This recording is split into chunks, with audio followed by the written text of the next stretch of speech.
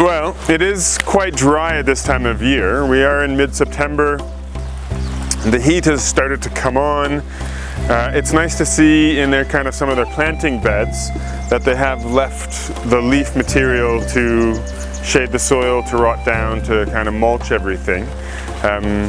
Obviously watering is something that is needed, but again, this is being done in the morning, which is nice to see, so that it's not going to be too hot. It is a tough time of year for a lot of plants, but it also does show the hope that the weather is changing and things are going to be coming back into growth as we see some of the new leaves on the indigenous trees that they've also included they've left standing within the garden beds here, which is a lovely aspect. Hey there, we're at the nursery on Chifwema. We're here to kind of have a look at what they have, maybe enjoy a coffee in their cafe, and just kind of take all it in. Let's go have a look. So there's quite a bit of plantings where we're having mixed succulent as well as herbaceous material, even some of the kind of more annual based materials like the salvia here or the coleus at the back. It just kind of gives a nice added interest in terms of colors, like the splashes of color from the red flowers of the salvia or the darker kind of purples of the coleus set against these kind of grayish green agaves and echeverias at the bottom. So even though it's not strictly set on flower color being a main feature in here, it is actually a really nice one that creates interest through the colors present in leaves and some of the flowers, the different shapes, kind of architecture of the different leaves of the agaves, and the rosettes of something like the echeveria or this aeonium here as well. And then kind of interestingly actually, we're just moving here where it looks like there might be a little bit more water. Oh, I see another one of these little ponds here. So you're going to get slightly higher humidity rates around here, and hence then we have things like these ferns that are coming in and actually looking quite nice, being able to grow over this nice big stump. With another fern just in behind here, and these kind of bromeliads also giving some interest. So we've got a nice little shallow pond here with some pond plants of these sedges and what looks almost like a type of rush here, which is nice. Ponds often kind of give a nice little bit of a relaxed feel in a garden. I actually really like this kind of setup. It's a very shallow concrete construction. You're not going to be able to put in anything like water lilies or anything like that in this because it's not going to generally be deep enough for those. But this would be fantastic for frogs and toads initially, even some of the insect life that depends on small amounts of water. Dragonflies would just love one of these kinds of little ponds to be able to rest and then hunt around as well. So it's a nice little construction in the shade as well underneath some of these trees so that this water is not going to evaporate as quickly.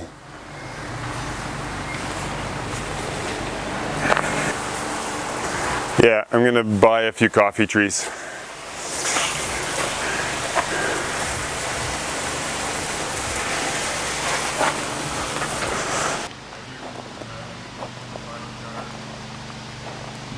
Hanging baskets are also a fantastic way of kind of creating a little more interest and growing plants that might not actually work really well on the ground, or that you don't want to put in the ground because they could be a little too aggressive. So here with this, I'm not sure if this is a pilea or something of the sort, where if you were to put this in the ground, it would generally spread quite a bit and maybe get out of hand. In a pot, it does really well. Whereas this, I think this is a Senecio or formerly a Senecio, where naturally it needs to have something high up where the hanging stems then act as the main, one of the main features of the plant as well, and that they can be enjoyed and displayed best when they're in a hanging basket. And then again we have another one like this member of the Tradescanta family, Comelainaceae, where again this can be allowed to kind of hang down and essentially just kind of end up giving a nicer show. And then if it was planted in the ground, I think.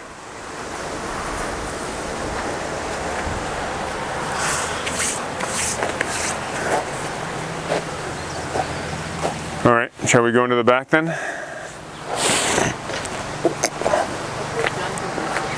I really do actually like this kind of stubby looking Sansevieria.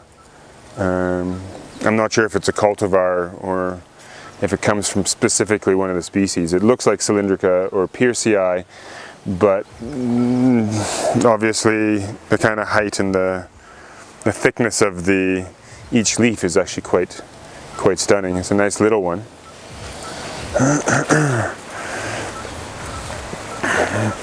And then for our environment, growing succulents is always a good one. You know, these are things that require much less water, come in different shapes and sizes. You got the agave here with that kind of typical rosette shape, kind of mimicking more of the aloes, which we would be more familiar with in terms of things that grow in the bush, and the kind of small pseudo tree form of the Portulacaria, speckboom, which is a fantastic one because the leaves are also edible, giving a very kind of, this one's very sour.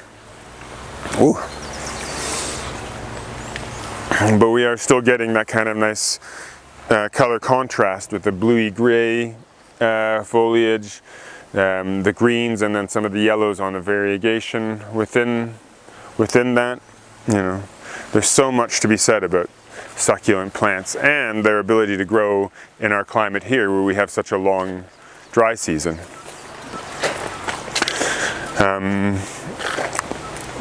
And then, you know, I think the nice thing about some of the annual plants, especially if you are wanting that kind of splash of color from plants, is that they're generally quite easy to grow in and around maybe the areas that you spend most of your time. So if you sit on your patio quite a bit, to have those colors or those plants planted there where you're actually going to sit and enjoy this up front a lot more is kind of a better way of doing it. And here we've got an array of kind of peachy pink colors of these impatiens coming through, with some of them then almost kind of a bicolor as well. You know, impatiens are a fantastic bedding plant, quite succulent in their growth even though they are an annual, but they will provide you with, you know, such a fantastic spectrum of color over the course of the growing seasons. And then the tapeworm plant. When I was doing my schooling, I remember my boss at the time, because I worked at the greenhouses of the university I was at, he would always swear that the flowers on the tapeworm plant to him smelled like cinnamon. And I must admit, I would constantly try and get in there for a smell, and even though these ones here are flowering, I get nothing. I can't smell anything coming off of this. So, you know, scent is always in the eye of the one smelling it, and in some cases some people can. Maybe my nose is just not well enough attuned to capture the scents coming off of these tiny little flowers. But in and of itself, actually, when these have grown well, these form lovely specimens. So you might not be able to smell the flowers, but you should be able to at least enjoy the specimen that it will eventually create.